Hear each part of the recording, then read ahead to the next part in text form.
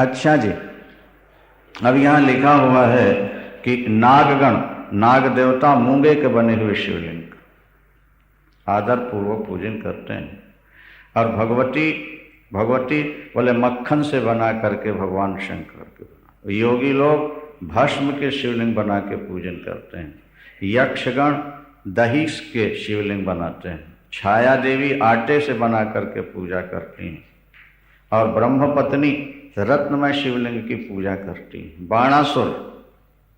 बाणासुर भगवान शंकर का परम भक्त हुआ है, आगे आपको मिलेगा उसका चरित्र भी। उषा थी ना उसकी बेटी, उषा अनिरुद्ध हुआ है। तो बाणासुर कैसी पूजा करता है महाराज?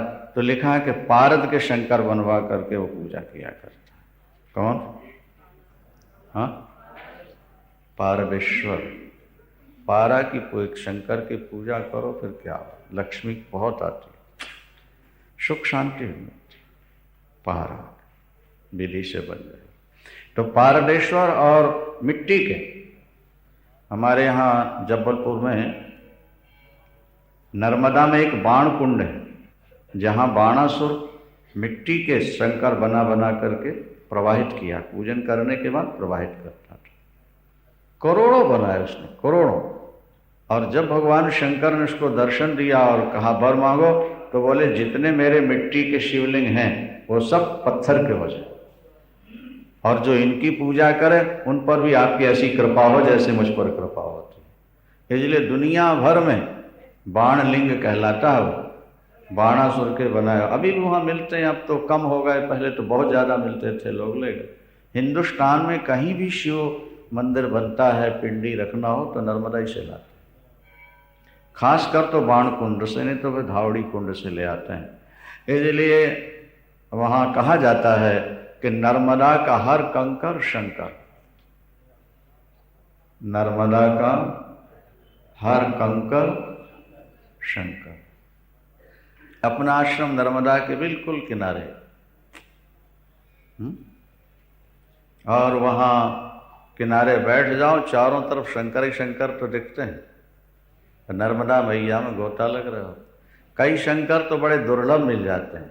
एक जलेश्वर मिले, पत्थर के शंकर, अंदर जल भरा और बाहर से दिख रहा, हमारे पास थे। पत्थर के शंकर हैं और अंदर जैसे नरम मस्तक से गंगा नहीं गिरती, तो उनके अंदर जलेश्वर कहलाते हैं। जल बड़ा महत्व है महाराज। जोर से बोलो शंकर भगवान की। विश्वकर्मा जी ने इस प्रकार के शिवलिंग बना करके सभी देवताओं को समर्पित किए। और फिर देवताओं ने ब्रह्मा जी से विधि पूछी, कैसे पूजन करना। तो विधि आपको हम पहले सुना चुके हैं। सभी देवता भगवान शंकर का पूजन करते हैं और शिव शिव शिव शिव, और कुछ ना है तुम्हें तो शिव शिव इतने करते। ये शिव बोलने में तुम्हारी जीभ चम्मच की तरह हो जाती है, देख लेना तुम। अच्छा, और चम्मच की तरह जीभ हो जाए, दांतों से थोड़ा सा टच हो और फिर हवा अंदर खींचो तो एसी जैसी ठंडी हवा आपको अंदर जाएगी और अंदर शीतलता प्रदान करती है। और शिव पुराण में ये मुद्रा बताई गई है कि ओंठ चोंच की तरह कर लो और जीभ को चम्मच की तरह दांतों के पास लगाओ और खुली जगह बैठ करके मुंह से श्वास खींचो और नाक से छोड़ो। थोड़े समय बाद तालू से जल की बूंदें टपकने लगेंगी, एकदम ठंडी हो। जोर से प्यास लगी हो तब भी खत्म हो जाएगी। और वो जल जब तुम पियोगे तो तुम्हारे नस नस में जाकर के नई शक्ति, नई चेतना भर देगा, बड़े बड़े बीमारियों को मिटा देगा, शरीर को नया बना देगा। ओंठ को चोंच की तरह, जैसे कौवे चोंच ना, और जीभ को भी चम्मच की तरह ऐसे खुली जगह बैठकर श्वास खींचो, ऐसे चलता। जगह खुली हो, जहाँ वायु शुद्ध हो, उन्हें तो मुंह से कचरे उचरा अंदर चला जाए और दिल्ली का डीजल और पेट्रोल का धुआं भी अंदर ही घुसने लगे नहीं। थोड़ा एकांत शांत निर्मल स्थान, रोज अभ्यास करो, देखो जीवन में कैसे चमक। अरे इनके शरीर में तो बड़ी चमक है। अरे चमक तो भजन की हुआ करती है, साधना की हुआ करती है। तुम भी करो, संयम से रहो, साधना करो, तुम्हारा शरीर चमकने लगेगा। बोलो शंकर भगवान की। आपको शिव तांडव भी सुनवाएंगे। रावण भी शिव तांडव नहीं, भगवान शंकर की उपासना में कैसे बोलता था, वो भी आप सुनिएगा। समय आने पर सब आपके सामने आएंगे। नमामि शमीशांतो टेप हो ही चुका है, हो गया वृंदावन। एक बार सामूहिक बोला जाए और टेप हो तो और भी अच्छा लगेगा, नहीं? सब लोग अपनी अपनी पुस्तकें ले आए और फिर नमामि शमीशान निर्वाण गोपम, ठीक है ना? शिव तांडव भी टेप हो जाए। और भी अच्छा है कि शिव महिमन भी टेप हो जाए, लोगों के काम आती रहेगी। आगे जैसा समय हुआ उस पर विचार करेंगे। अभी तो जो मूल प्रसंग है उस पर चर्चा करेंगे। भगवान राम ने ये बताया कि भगवान शंकर की गौशाला में दिव्य सिंहासन और वहाँ नारायण जी का प्रतिष्ठापित होना, नारायण जी को उसमें पधराना भगवान शंकर के द्वारा, और अपने से ज़्यादा उनको महत्व देना, और आप ही विश्व की रक्षा करेंगे। जब जब दुष्ट बढ़ेंगे आपका अवतार लेकर दुष्टों का संहार करना होगा, क्या?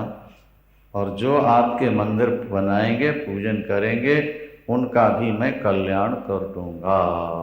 बोलो शंकर भगवान की। और स्वयं भोलेनाथ ने प्रणाम किया। बड़ों का बड़प्पन यही है कि वो छोटों को बढ़ावा देते हैं। मैं बड़ा हूं, मेरा सम्मान होना चाहिए, ये छोटेपन की निशानी होती। नहीं समझे आप? मैं छोटा हूं, सामने वाला बड़ा है, ये भाव बड़ों का होता। आप स्वयं अपने को बड़ा कहोगे तो छोटे हो जाओगे, और आप अपने को छोटा मानने लगोगे और सेवा में लग जाओगे तो बड़े हो जाओगे। ये करके देखो, प्रैक्टिकल रूप है। थ्योरिकली तो हमेशा सुनते रहते हैं आप। अपने को दूसरों से छोटा मानो, दूसरों की सेवा करने का भाव बनाओ, एक दिन आप बड़े बन जाओगे। भगवान शंकर तो बड़े हैं ही नहीं, लेकिन उन्होंने श्रीमन नारायण को प्रणाम किया, उनका अभिषेक किया, उनको रत्नमयी सिंहासन पर बैठाल के परिक्रमा की और सब देवताओं के सामने कह दिया कि ये मेरे भी पूज्य हो गए। और यही अवतार लेकर के रामकृष्ण विष्णु नरसिंह वराह बन करके संतों की रक्षा करेंगे, पृथ्वी का भार उठाएंगे। और इसीलिए जब मैं राम बन करके आया हूं मां, तो भगवान शंकर ने मुझको जय सच्चिदानंद कहकर प्रणाम किया। कल बात सुन रहे थे ना, सती जी जब वापिस लौटी तो गोस्वामी जी ने कहीं और से यह प्रसंग लिया जो शिव पुराण में नहीं है, कि भगवान राम ने फिर अपना थोड़ा सा प्रभाव भी दिखाया। क्या? बोले सती दीख कौतुक मग जाता, सती दीख कौतुक मग जाता, आगे राम सहित श्री भ्राता, आगे राम सहित श्री भ्राता, फिर चितवा पाछे प्रभु देखा, फिर चितवा सहित बंधु सिय सुंदर वेशा, सहित बंधु सिय सुंदर वेशा, जहाँ चित वहीं तहाँ प्रभु आसीना, जहाँ चित वहीं तहाँ प्रभु आसीना, से वहीं सिद्ध मुनीश प्रवीणा, वीणा सेवनी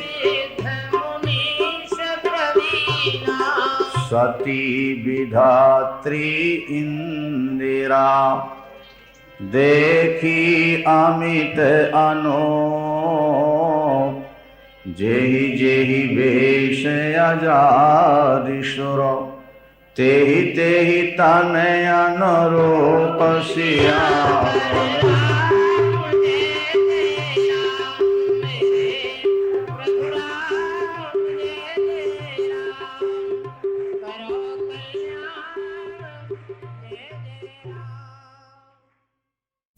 भगवान राम और लक्ष्मण को तो पीछे रोते हुए देखा था, और जब आगे बढ़ी शंकर जी की ओर तो देखा सामने से राम लक्ष्मण और भगवती जानकी तीनों आ रहे। तो आश्चर्य हुआ कि पीछे तो दोनों थे, राम रो रहे थे, और आगे से तो पीछे मुड़ के देखा तो उस तरफ से भी राम लक्ष्मण सीता जी आ रही थी। अरे आगे भी वही, और तो दाहिनी ओर देखा तो उस तरफ से भी आ रहे थे, और बाईं ओर देखा वहां से भी आ रहे थे। अब जहां चितवय तहां प्रभु आसीन, जहां देखती हैं वहां राम नजर आते हैं, वहां प्रभु नजर आते हैं। भगवान कृपा करें, सबको दृष्टि दें। ये दृष्टि तो उन्होंने 84 लाख जीवनियों में बहुतों को दी, लेकिन वो दृष्टि दें जिसमें उनकी झलक हर जगह दिखाई देती है। बोलो शंकर भगवान की। वो दृष्टि अलग होती है। दिव्यम ददामि ते चक्षु, भगवान कहते हैं दिव्य नेत्र देता हूं अपने भक्त।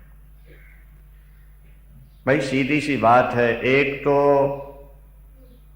एक कैमरा होता है जो बाहर का चित्र लेता है, और दूसरा एक्सरा होता है जो अंदर का चित्र लेता है।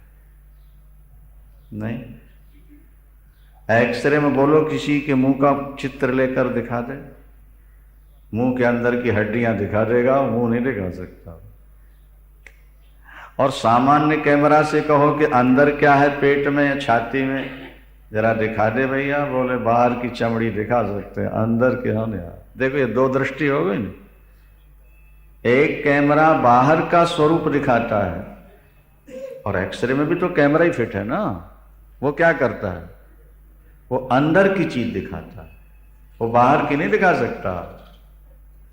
बस अज्ञानी व्यक्तियों की दृष्टि वो बाहर वाले कैमरे की तरह है कि जो बाहर जैसा है वैसे ही दिखाता है, लेकिन ज्ञानी की दृष्टि कैमरे वाला वो है महाराज, एक्सरे वाला कैमरा है जो बाहर की चीज न दिखाकर अंदर की दिखाता है। भगवान अपने भक्तों को ऐसी दृष्टि दे देते हैं कि फिर वो बाहर की चीज नहीं देखता, उनके अंदर जो ठाकुर बैठे हुए हैं उनकी ओर दृष्टि जाती है, और वही मुस्कुराते हुए हर जगह नजर आने लगते।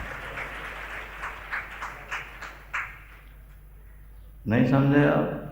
वो दृष्टि उनसे मिलती है।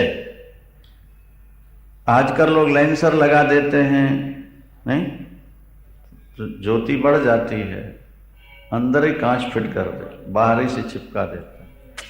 इसी तरह ठाकुर भी दिव्यम ददामिते चक्षु पश्य में योगमैश्वर। नामदेव ने कुत्ते में देख लिया, संत एकनाथ ने खोते में शंकर का दर्शन कर लिया। खोते में महाराज, कथा सुनी आपने कई बार पहले, नहीं सुनी?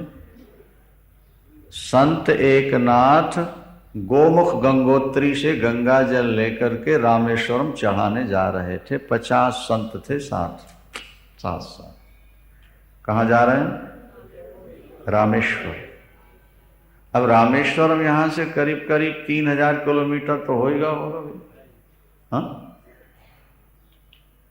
और महाराष्ट्र से वो चल करके पैदल गंगोत्री गए, तो 2000 किलोमीटर इसको मान लो आप, कम से कम।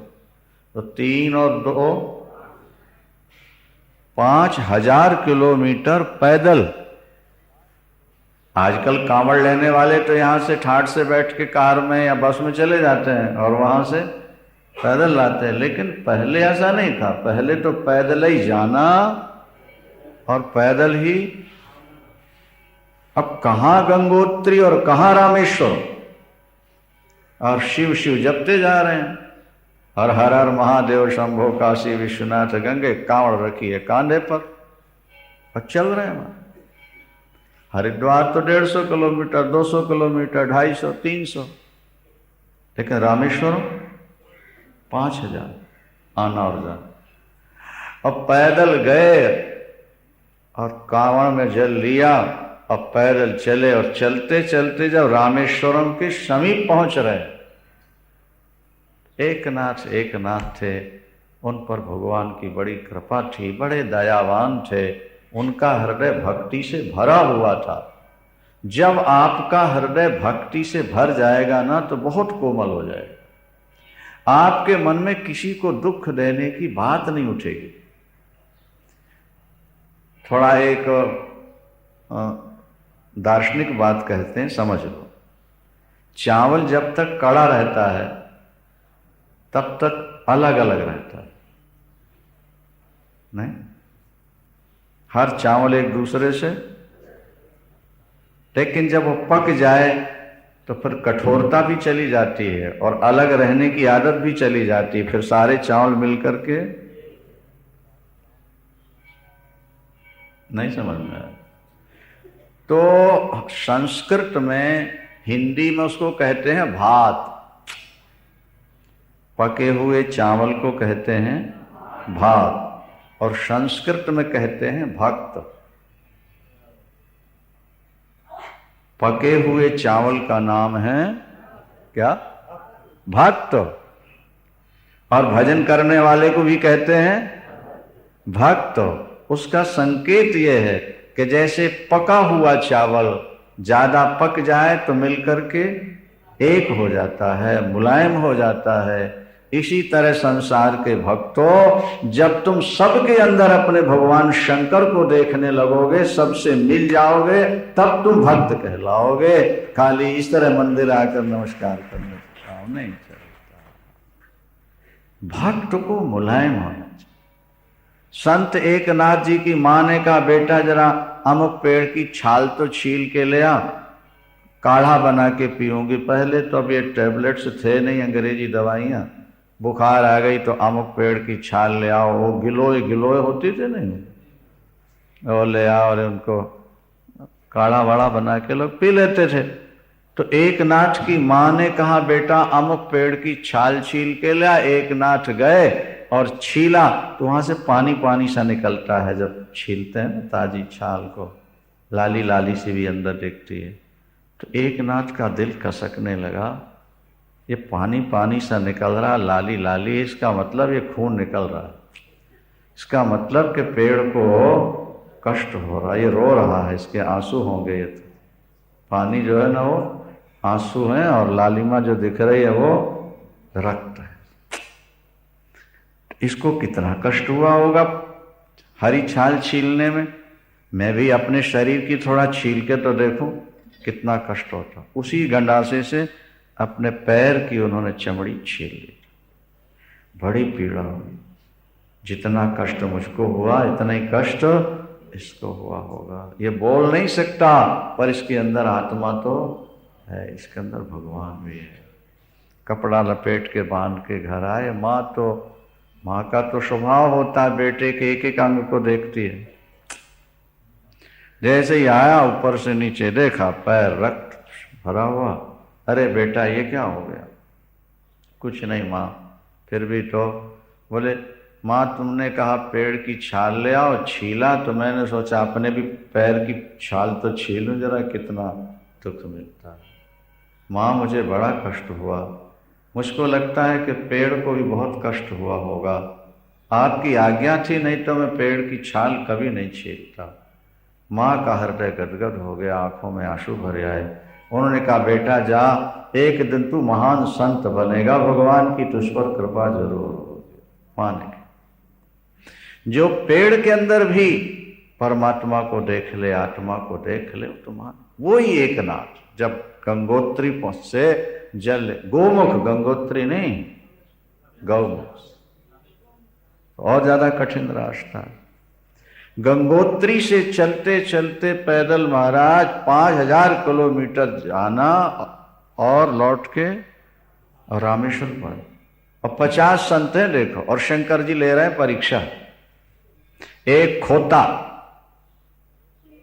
रेत में पड़ा हाथ पैर मार रहा है और मुंह खोलता है बार बार, प्यासा है, वहां पानी कहीं है नहीं, वहां तो खारा जल है समुद्र का आसपास। सारे संत देख देख के आगे निकल गए, बस यही कि हाय बेचारे को पानी नहीं मिला, यहां एक खोता तो प्यासा मरेगा मरेगा। 49 पार कर गए, 50 में थे एक नाव। जब देखा छटपटाते, कांवड़ वहीं रख दी और उस खोते का मुंह उठा करके गोड़ा लगा करके थोड़ा सीधा किया, और वो कांवड़ का जल लेकर के नमः शिवाय नमः शिवाय नमः शिवाय उसके मुंह में सारा का सारा गंगा जल पिला दिया खोते को। और जैसे ही खोते ने वो जल पिया, उठ के खड़ा हो। अब बोल तो सकता नहीं, पर बार बार वो एक नाथ को देखता है कि इसने मुझको, भाई हित अनहित पशु पक्षी जाना क्या, मुनिगण निकट विहग मृग जाही और बाधक बधिक बिलोक पर आई। संतों के तो पास में आ जाते हैं पशु पक्षी, और बहेलिया जब बंदूक लेके चलता है तो पक्षी देखते ही भागते हैं जानवर। वो भी अपना हित अहित समझते हैं। वृंदावन में आप दाने लेके बैठ जाओ, बंदर हाथ से ले जाएंगे, मोर आपके हाथ में खाने लगेंगे चोंच से लेके, कबूतर खाने लगे, आप रोज खिलाने लगो, फिर देखो सब पास में आ जाए, सब समझते हैं भला बुरा। तो बस वो बार बार देखता, चला गया। एक नाथ खाली कांवड़ लेके चले। संतों ने कहा, अरे एक नाथ तुम रहे बुद्धू के बुद्धू भैया, 5000 किलोमीटर पैदल, गोमुखी का गंगा जल चढ़ाना था शंकर को, पिला दिया तुमने खोते को, बड़े बुद्धू हो बड़े बुद्धू। जब रामेश्वरम पहुंचे महाराज, तो वहां के महंत हाथ जोड़कर खड़े हैं, पूछ रहे थे कि इन 50 संतों में एक नाथ कौन है। अरे बोले ये खोते को गंगा जल पिलाने वाला ये है भैया, इसके बाद जल भी नहीं है, यहाँ हो तो दे दो, चढ़ा देगा। जैसे ही कहा ये एक नाथ है, वो महंत चरणों में गिर गए। किसके? एक नाथ। बाकी संतो हक्के बक्के क्या हो गए, दुनिया इनके चरणों माथा टेके और ये हाथ जोड़ के खड़े हो गए। माता बोले आप धन्य हैं, आपके कारण मुझ पर भी भगवान शंकर की कृपा हुई। स्वप्न में भगवान शंकर प्रकट हुए, उनके हाथ में त्रिशूल था, डमरू और बस सर्पों की माला, बाघंबर पहने, कपूर की तरह त्रिलोचन भगवान शंकर ने स्वप्न में मुझको दर्शन दिया और कहा कि 50 संतों में एक नाथ आ रहा है, उसको बोल देना कि जैसा जल तुमने मुझे चढ़ाया ऐसा कभी कभी प्राप्त होता है, तुम्हारा जल मुझको प्राप्त हो चुका है और मैं तृप्त हूं।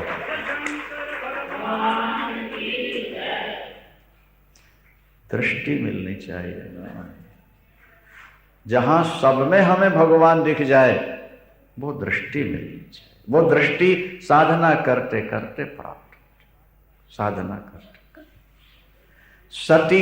सती देख रही हैं, जहां देखती हैं तहां प्रभु नजर आ, जहां चितवई तहां प्रभु आसीना, जहां चितवई तहां सेवा ही सिद्ध मुनीश प्रवीणा, सेवा ही जहां देखती हैं सती वहीं राम नजर आते हैं। अंत तो गत्वा आंखें बंद करके बैठ गई, हृदय कंप, तन सुध कछु नहीं, और नयन मूंद बैठी मगमाई। और बहुर बिलु को नयन उघारी, तो कछु न दीख तह दक्ष कुमारी, फिर वही राम और लक्ष्मण। अब प्रबोध हो गया कि सचमुच में नारायण ही हैं, लीला के लिए अवतरित हुए। मन में पछतावा है कि मैं शंकर कर कहा न माना, मैं शंकर कर निज अज्ञान राम पर आना, निज अज्ञान राम पर आना। अब जाय उतर अब दइहों कहा, जाय उतर अब दइहों कहा। उर उपजा अति दारुण दाहा, उर उपजा अति दारुण दाहा। गई समीप महेश तबो हंस पूछी कुशलात, लीन परीक्षा कवन विधि सत्य कहो सब। भोलेनाथ ने पूछा सती से, जरा सत्य बताओ परीक्षा कैसे ली आपने। ध्यान से सुनो बात।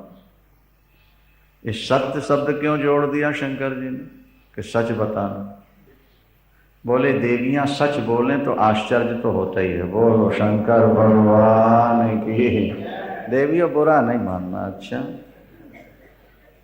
क्या अगर कोई स्त्री सच बोलती है तो आश्चर्य और झूठ बोलती है तो स्वभाव। स्त्री झूठ क्यों बोलती है? स्त्री को सदा भय लगा रहता है। पुरुष का हार्ट मजबूत होता है, स्त्री का कोमल होता है, छोटा। वो दूसरे घर से आई होती है, अपने आप को एडजस्ट करती है इस परिवार में। उसको लगा रहता है कहीं कोई मेरी गलती पकड़ में ना आ जाए, और नहीं तो यहाँ वाले भी मुझको छोड़ दें और वहाँ वाले तो दान कर ही चुके हैं, फिर मैं कहाँ की रहूं। नहीं आ रही बात समझ में? वो तो दे ही चुके, और अगर यहां से कहीं गड़बड़ हुआ तो फिर कहां जाए। अब तो स्त्रियां कमाने लगी, बाहर घूमने लगी, इसलिए अब झूठ बोलने वाली बात ज्यादा नहीं है अब तो। और खासकर दिल्ली की तो सच बोलता ही है, बाकी जगह की बोले झूठ कोई खास बात नहीं है। अच्छा बोलो शंकर भगवान की। जैसे किसी के एक ही नेत्र हो ना, तो फिर उसको हमेशा भय रहता है कि एक तो चला ही गया है, और अगर दूसरा चला गया बोलो तो अब पिता का घर तो छूटा ही गया, अब कहीं पति का छूटा। इसलिए गोस्वामी जी ने थोड़ा सा संकेत दिया रामायण में। क्या बोले? भय बस शिव सन कीन दोराओ, भय बस शिव सन, भय बस शिव सन कीन दोराओ, भय बस शिव सन देखहु नारी स्वभाव प्रभाव, देखहु नारी ये नारी स्वभाव का प्रभाव था। नारी कोई बात कह दे नहीं अपनी सहेली से, और पति पूछेगा क्यों तूने उससे कहा? बोले बिल्कुल नहीं। बोलो शंकर भगवान की। वो तो कह रही थी, बोलो झूठ बोलती वो। हाँ वो झूठ बोलती, हम तो कभी झूठ बोलना जानती ही नहीं है। और जरा पति ने डांटा तो मोटे मोटे आंसू शुरू करते। आप तो हमेशा ही डांटते हो, आपने तो हम पर कभी विश्वास किया ही नहीं है। क्या जहां आंसू देखेगा पति अच्छा पिघल जाता है। चलो जो भी है छोड़ो बात। बोलो शंकर भगवान की। बोले भाय वश शिव सन कीन दोराओ, भाय वश शिव देखहु नारी स्वभाव प्रभाव, देखहु नारी स्वभाव प्रभाव। आप कहोगे महाराज ऐसा सुनाते रहते हैं। भाई हम तो नहीं सुना रहे, जो रामायण की चौपाई कह रही है हम उसकी व्याख्या कर रहे हैं। नहीं आप कहो कि लो हम तो कथा सुनने गए थे, वो हम ऐसा सुना रहे हैं। हम नहीं सुना रहे, जो लिखा है उसकी व्याख्या कर रहे हैं। भय वश शिव सन कीन दोराओ, भय वश दास शिव देखहु नारी स्वभाव प्रभाव, देखहु। अच्छा, ये जानते हुए कि शिव सर्वज्ञ है। क्या शिव? बोलो भाई। शिव सर्वज्ञ जान सब कोई, इस सती स्वयं कहती हैं। जब राम जी को प्रणाम किया ना शंकर जी, तो सती स्वयं कहती हैं कि भगवान शंकर ने प्रणाम किया। शंभु बचन पुनि मृषा न होई। क्यों? बोले शिव सर्वज्ञ जान सब कोई। इतना जानते हुए कि मेरे पतिदेव घट घट की बात जानते हैं, उसके बाद भी भय के कारण झूठ निकल। क्या झूठ बोल गई? बोले कछु न परीक्षा लीन गोसाई, कछु न परीक्षा लीन गोसाई, कीन प्रणाम तुम्हारे नाई, कीन प्रणाम तुम्हारे नाई। बोलो शंकर भगवान। सती जी ने कहा कछु न परीक्षा गोसाई, मैंने कोई परीक्षा नहीं। अरे भाई, जब परीक्षा नहीं लेनी थी तो जाने का क्या मतलब था? बोले मत्था टेकना भूल गई थी ना, इसीलिए गई थी प्रणाम करने। अब माने बात बना लेने में क्या होते। वो हमारे यहाँ एक श्लोक है, देवियों को बुरा न लग जाए। हमारे यहाँ लिखा है कि उष्णा वेद यत् शास्त्रम, और यच्च शास्त्र बृहस्पति स्वभावे नैव तत्शास्त्रम स्त्री बुद्धौ प्रतिष्ठितम। दैत्यों के गुरु शुक्राचार्य और देवताओं के गुरु बृहस्पति के अंदर जितना ज्ञान है, जितना पढ़ा के उन्होंने इकट्ठा किया है, बोले स्त्री में जन्म से ही उतना हुआ करता है। बोलो शंकर भगवान की।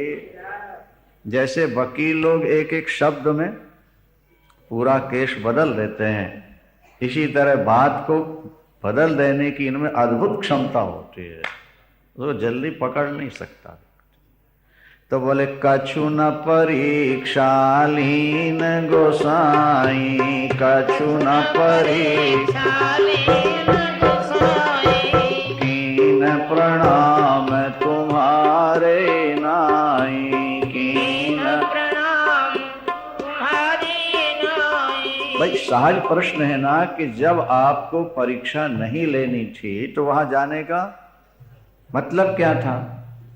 तो तत्काल बात बना रही, बोले प्रणाम कर, कीन प्रणाम तुम्हारे में, आपकी तरह प्रणाम कर। यूं तो भगवान शंकर हमेशा विश्वास कर लेते थे, और पुरुष को विश्वास करना ही पड़ता है, नारी को भी पुरुष पर विश्वास करना ही पड़ता, अन्यथा गृहस्थ की गाड़ी चल नहीं सकती। गृहस्थ की गाड़ी तभी चलेगी जब दोनों एक दूसरे पर विश्वास करते। अगर दोनों के मन में एक दूसरे के प्रति संदेह हो जाए तो फिर गृहस्थ की गाड़ी चल नहीं पाए। यद्यपि कपट दोनों में है, पति भी बहुत सारी बातें पत्नी से छुपाता है। ये गंगा जल के धोए नहीं है। बोलो शंकर भगवान की। अब थोड़ा आपकी भी तो तारीफ करनी चाहिए ना। ये देवता गंगा जल के धोए नहीं, ये भी बहुत सारी बातें आपसे छुपाते हैं। कोई व्यक्ति ये नहीं कह सकता यहां बैठ करके कि मैंने आज तक अपनी पत्नी से कोई बात नहीं छुपाई। क्या समझे आप? और स्त्री भी ऐसा नहीं कह सकती कि मैंने आज तक अपने पति से कोई बात नहीं छुपाई। इसके बाद भी कंप्रोमाइज की जरूरत है। क्या यहां कोई सती सीता सावित्री मदालसा नहीं, यहां कोई सब हरिश्चंद्र नहीं है, राम नहीं है। इस संसार में तो ये सब चलता है। पत्नी जो कहे पति को उस पर विश्वास करना पड़ता है, और पति जो कहे पत्नी, तभी तो जीवन चलेगा। क्योंकि संसार निष्कपट नहीं है। क्या संसार, एक बहुत अच्छा श्लोक है हमारे यहां कि कैतव रहितम स्नेहम न भवति मानुष्य लोक, मनुष्य लोक में कपट रहित प्यार होते ही, कपट, संसार में कपट रहित प्यार होते, और अगर हो जाए तो वियोग नहीं हो सकता, और वियोग हो जाए तो वो जीवित नहीं रह सकता। कैतव रहितम स्नेहम न भवति मानुषे लोके यदि भवति कस्य विरह और विरहे सति को जीवति। जीवित कौन? हर जगह कपट है। व्याप रहो ब्रह्मांड में माया कटक प्रचंड, सेनापति कामादि भट दंभ कपट पाखंड है। लेकिन कभी कभी ऐसी स्थिति आ जाती है जब पति के वचनों पर पत्नी को विश्वास नहीं होता और वो वस्तु स्थिति का पता लगाने का प्रयास करती है। क्या कभी कभी जीवन में ऐसा समय भी आता है। इसी तरह पति के लिए भी कभी ना कभी जीवन में ऐसा समय आ जाता है जब पत्नी के वचनों पर सहसा विश्वास नहीं होता। यूं तो भगवान शंकर सदा विश्वास करते थे, लेकिन आज सती ने कहा कि मैंने परीक्षा नहीं ली, केवल प्रणाम करने गई थी, मत्था टेक के आई। भगवान शंकर हर बार ध्यान लगा के नहीं देखते थे, लेकिन आज उनको ध्यान लगा के बोलो देखना पड़ा कि मेरे समझाने पर विश्वास नहीं हुआ और वहां जाके मत्था टेक के खाली वापिस आ गई। ये बात कुछ जम नहीं रही। तब शंकर देखो धरि ध्याना, तब शंकर तब शंकर देखो धरि ध्याना, तब शंकर सती जो कीन चरित सब जाना, सती जो कीन चरित। योगी जैसे मन की बटन दबाता है, संकल्प के चित्र सामने, क्या रूप बनाया, क्या वहां पर प्रश्नोत्तर हुए, क्या क्या संवाद हुआ। भगवान शंकर ने सती को डांटा नहीं कि तू झूठ बोलती है। क्या तो झूठ बोलता, सती तो सती है। कभी झूठ न बोलने वाली सती ने अगर आज मिथ्या भाषण किया तो इसमें कोई लीला है। जब ध्यान किया क्या रहस्य है तो वो भी समझ में आ गया, वो भी समझ में आ गया कि परमात्मा ने झूठ बुलवाया है सती से। क्या भगवान शंकर ने भगवान राम को प्रणाम किया। तब शंकर राम सिर नावा, प्रेर सती जय झूठ कहा। पतिव्रता नारी पति के सामने झूठ नहीं बोलते। झूठ बोल दे तो पतिव्रत खंडित हो गया उसका। नहीं आई बात समझ में? जिसको पतिव्रता कहते हैं वो पति के सामने मिथ्या भाषण नहीं कर सकता, उसका आचरण मिथ्या नहीं हो सकता, क्योंकि मिथ्या आचरण होगा तो धर्म नष्ट हो जाएगा और मिथ्या भाषण होगा, बोलो हाँ, तब भी धर्म नष्ट होता। पति से बराबर झूठ बोलोगे तो पातिव्रत नष्ट हो। भले ही तुम्हारा दूसरे से संबंध न हो पर पति से, लेकिन बराबर झूठ बोलते रहोगे तो भी तुम्हारा धर्म, उसमें कुछ न्यूनता आ जाएगी। पातिव्रत में न्यूनता आ जाएगी, इसलिए झूठ। आज सती झूठ बोली, प्रेर सती जे झूठ कहावा, बहुरी राम माया सिर। प्रभु की माया है, झूठ बोलवा दिया। अब विचार करने लगे कि सती को मैंने सीता के रूप में देखा और सीता माता है, तो माँ के रूप में जिसको देख लिया उसे पत्नी रूप में कैसे ग्रहण करें? फिर सती ने कोई पाप भी नहीं किया, परीक्षा कोई पाप नहीं है, परीक्षा पाप नहीं। अच्छा, निष्पाप को त्यागना ये भी महापाप है, निष्पाप का त्याग करना ये भी पाप है। और भक्ति पक्ष ये कहता है कि जिसको मां के रूप में देख लिया उसको पत्नी के रूप में ग्रहण करना पाप। जिसको बेटी कह दिया तो फिर वो बेटी है, जिसको बहन कह दिया वो फिर बहन, बहन जी कह दिया माने वो बहन है, भाई कह दिया माने वो फिर भाई है। प्राचीन काल में किसी कन्या ने किसी को भाई कह दिया, रखड़ी बांध दी, माने सगे भाई से भी ज्यादा उस लड़की को प्यार मिलता था और मर्यादा होती थी, भाव होता था। अब जैसे जैसे समय का परिवर्तन हुआ तो जब गलत काम करना होता है तो लोग भाई बहन का नाता जोड़ लेते हैं आजकल, ताकि समाज कोई कुछ कह ना सके और गलत काम होता रहता।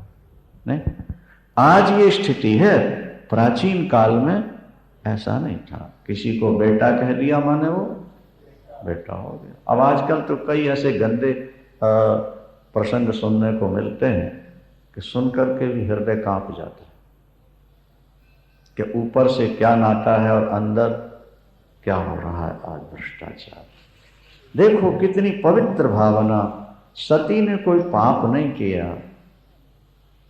परीक्षा ली, सीता के रूप में दिख गई, मां के रूप में दिख गई, तो उनको पत्नी कैसे बनी? और परीक्षा कोई पाप भी नहीं है, इसलिए निष्पाप भी है। जब निर्णय नहीं हो पाया तो फिर वो इसी संकल्प को लेके अंदर गए। हमने कल भी आपसे कहा था कि आप कंप्यूटर की तरह आपका हृदय है, कंप्यूटर से जो प्रश्न करोगे, नहीं, आप सारे संकल्पों को छोड़कर केवल एक ही संकल्प लेकर अंदर जाओ, अंदर से उसकी प्रतिध्वनि निकलेगी। समझ सको तो समझ लो, संकेत मिल जाएगा तुमको कि तुम्हारे इस प्रश्न का उत्तर क्या है।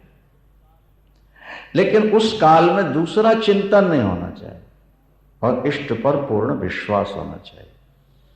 घुष्मा के प्रसंग में भी आपने सुना कि 2 फल रख दिए और एक उठवा दिया, और जो उठाया उससे निश्चित हो गया कि अब इसकी संतान नहीं हो। जोर से बोलेंगे शंकर भगवान की। अष्ट अंदर गए भगवान शंकर, और जब अंदर गए तो अंदर से एक संकेत निकला कि इस जन्म में सती के शरीर को पत्नी के रूप में अपने ग्रहण करना है, अगला जन्म लेंगी तब ये पत्नी बनेगी, पत्नी। अच्छा, भगवान शंकर ने निश्चित कर लिया। क्या निश्चित किया? बोले ये ही तान सती भेंट मोए नाही, ये ही तान सती भेंट मोए नाही, शिव शंकर को दीन मन माही, शिव शंकर को दीन मन माही, ये ही तान सती भेंट मोए नाही, ये ही तान इस शरीर से मैं सती को ग्रहण नहीं। लेकिन बताया नहीं सती को। क्यों नहीं बताया? सुन करके दुख हो। कोशिश करो देवियों, सज्जनों, किसी व्यक्ति को ऐसी बात सुनाने से बचो जिसके सुनने से सामने वाले को पीड़ा होती। हाँ, ना बताने से सामने वाले का बहुत बड़ा नुकसान हो रहा हो, नहीं, तब उसको बताओ, और बताओ जितना सुना उससे कम बताओ। जोर से बोलो शंकर भगवान। जितना सुना है ना उससे भी कम। बिना यद कुल क्षयम, भागवत में एक शब्द आता है कि विदुर जी महाभारत युद्ध के समय तीर्थ यात्रा करने चले, नहीं, और जब वापिस लौटे तब तक यदुकुल का संहार हो चुका था। उद्धव जी रास्ते में मिल गए विदुर को, उन्होंने सुना दिया। अब विदुर जी जब पांडवों के यहाँ आए और पांडवों की आकृति देखी तो अनुमान लग गया कि इनको यदुकुल के नाश का समाचार अभी नहीं। अर्जुन तो वहां थे द्वारिका में, चारों पांडव जाके मिले, चाचा जी करके बैठा रहा। कहाँ कहाँ गए चाचा जी आप, क्या क्या कौन कौन तीर्थ में कैसे, सारा तीर्थ वृत्तांत सुना दिया विदुर जी। लेकिन वहां एक शब्द आता है, बिना यदुकुल क्षयम। सब कुछ तो सुनाया लेकिन यदुकुल का नाश नहीं सुनाया। अरे इतना बड़ा सब कुछ हो गया, फिर क्यों नहीं सुना रहे?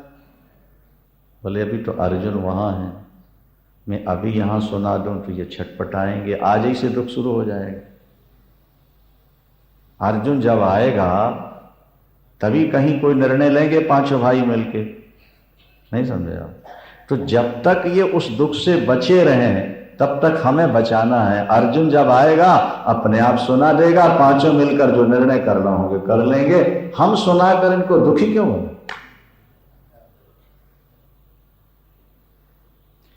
किसी व्यक्ति को बड़ी बीमारी हो और आप कह दो छोटी है, जरा सा है, तो उसको थोड़ा साहस मिल जाएगा। और छोटा सा फॉल्ट हो और आप कह दोगे तो खतरा है, डॉक्टर कह दे तो क्या होगा? आधा तो वहीं मर गया हो। एक मनोवैज्ञानिक बात आपको सुनाते हैं, जोर से बोलेंगे शंकर भगवान। कुछ डॉक्टर मनोविज्ञान के आधार पर परीक्षण कर रहे थे। परीक्षण, एक राजा ने किसी व्यक्ति को अपराध से मौत की सजा दी। डॉक्टर पहुंच गए, डॉक्टरों ने कहा साहब फांसी तो इसको देना ही है, समय आपने निश्चित किया है, हम इसको बिना फांसी के मार देते हैं, इसको ठीक है मार दो। 4-5 डॉक्टर उसके पास पहुंचे। किसके?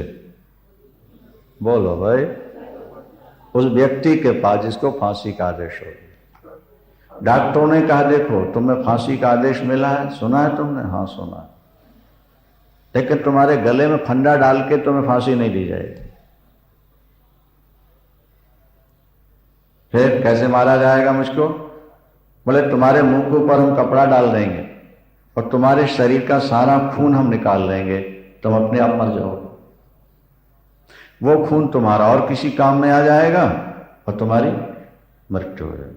और डॉक्टरों ने उसको दिखाते हुए कई बोतलें ला करके बोतलें रख ली और वो सीरीज और रबर और उसके लगा और मुंह में डाल दिया ऊपर से कपड़ा और वो उसको लेटा दिया। और डॉक्टर कह रहे हैं हाँ अब 10 ग्राम खून निकला।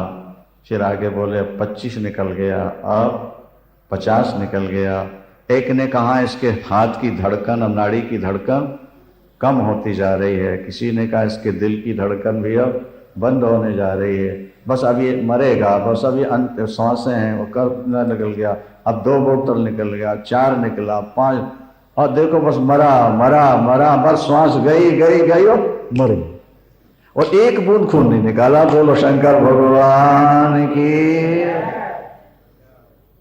उसके शरीर से 1 बूंद खून नहीं निकला।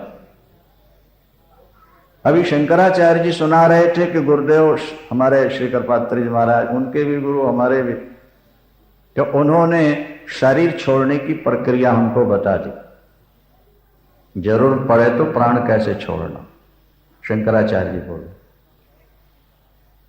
तो फिर हम गए, हमने कहा कि बताइए गुरु जी ने कैसा क्या बताया था आपको, प्राण छोड़ने की जरूरत पड़ जाए तो कैसे छोड़ें। उन्होंने इसी ढंग की कोई प्रक्रिया बताई कि कैसे प्राण छोड़ सकता है।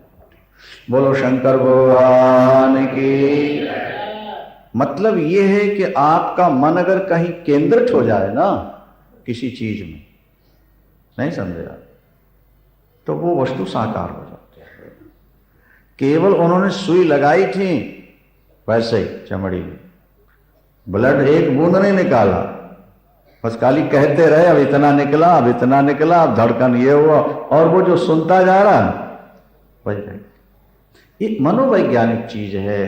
व्यक्ति भावना से अगर भगवान को इस प्रकार सोचने लगे कि बस आए आए आए, प्रकट हुए हुए हुए, वो एक तान वृत्ति उसकी जुड़ जाए, तो कुछ समय बाद देखेंगे कि भगवान प्रकट हो गए उसके साथ। और भगवान नहीं है नहीं है नहीं है नहीं है नहीं, बात खत्म।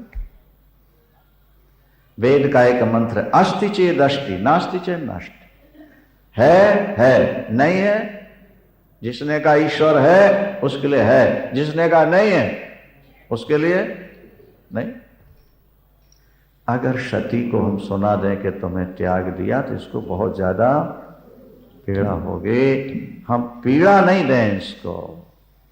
जब भी रास्ते में जब जा रहे थे भगवान शंकर कैलाश की ओर, तो आकाशवाणी हुई कि आपकी तरह धर्म का निर्वाह करने वाला दूसरा कौन हो सकता है। धन्य हो भोलेनाथ, धन्य है आपकी प्रतिज्ञा। सती ने पूछा भी, प्रभु आपने कौन सी प्रतिज्ञा की। आकाशवाणी कह रही। दूसरी कथा सुनाने लगे, दूसरी बात सुनाने लगे। और जब कैलाश पहुंचे तो सोचा कि सती फिर पूछेगी बार बार, नहीं तो ताहा पुन शंभु समोज पान आपन, ताहा पुन शंभु समोज पान आपन, बैठे बट तर कर कमलासन, बैठे बट तर कर कमलासन, शंकर सहज स्वरूप समारा, शंकर सहज स्वरूप समारा, लागी समाधि अखंड अपारा, लागी समाधि अखंड अपारा। 87,000 वर्ष की समाधि। 87 बीते संवद सहस 87, तजी समाधि शंभु अविनश। सती जी समझ गई कि प्रभु ने मुझको छोड़। लेकिन यहां बड़ी सुंदर बात है। सती ये सोचती हैं कि भगवान शंकर ने मुझे नहीं छोड़ा, ये फल भगवान शंकर ने कड़ुआ मुझे नहीं दिया। उन्होंने तो जो कुछ किया ठीक किया। मैं जो कीन रघुपति अपमाना, और पुण्यपति वचन मृषा कर जाना, सो फल मोहि विधाता दीना, जो कछ उचित रहा सोई कीन। अगर आप व्यक्ति अपनी गलतियों को स्वीकार कर ले, उसका परिमार्जन जल्दी हो जाता है, छुट्टी जल्दी मिल जाती है। अब यही प्रार्थना थी कि प्रभु यदि आप दीन दयालु हो, आरति हरण दुख हरण हो, सुखदाता हो तो दयालु, मेरा शरीर जल्दी छूट जाए। अब उस शरीर को रख के क्या करूंगी जो शरीर भोलेनाथ की सेवा में न पहुंच जा सके। अब बार बार मेरी विनती यही है, यदि आप कृपालु दयालु हो तो मेरा शरीर जल्दी छूट जाए। भगवान शंकर की समाधि खुली। सती ने जाके प्रणाम किया। पत्नी को बगल में बैठाला जाता है, लेकिन पत्नी भाव तो था नहीं, इसलिए सामने आसन बिछा दी। विराज विराज आओ आओ विराज। वो तो इस तरह बैठना चाहती थी ना, प्रणाम करके ऐसे आके। तो जब ऐसे आने लगी ना, तो सामने आसन बोले बैठ। और जैसे ही सामने बैठने को कहा, वो जो मन में संशय था वो साकार हो गया। 87,000 वर्ष के बाद पति पत्नी से मिले और कहे सामने बैठो, इसका मतलब है अच्छा। अब फिर पूछेंगी सती कुछ ना कुछ कि वाम भाग क्यों नहीं, सामने क्यों। तो भगवान शंकर सोचने लगे कि ये पूछेगी फिर बताना पड़ेगा, नहीं बताऊंगा, बार बार पूछेंगी, झूठ बोलूंगा, सो पाप है, इसलिए राम जी की कथा सुनाना शुरू कर दो, क्योंकि कथा में बीच में बोलना पाप होता है। वो शंकर भगवान की, नहीं समझे बात। तो जैसे ही सती आसन पर बैठी और पूछने की मुद्रा में आई, बोले लागे कहाँ नहारी कथा रसाला, लागे कहाँ नहारी दक्ष प्रजेश भय ते काला, दक्ष प्रजेश कथा मधुर मधुर सुनानी प्रारंभ कर दी। वहां दक्ष जी यज्ञ कर रहे हैं, जिसमें सबको तो बुलाना है लेकिन शंकर को नहीं बुलाना। क्यों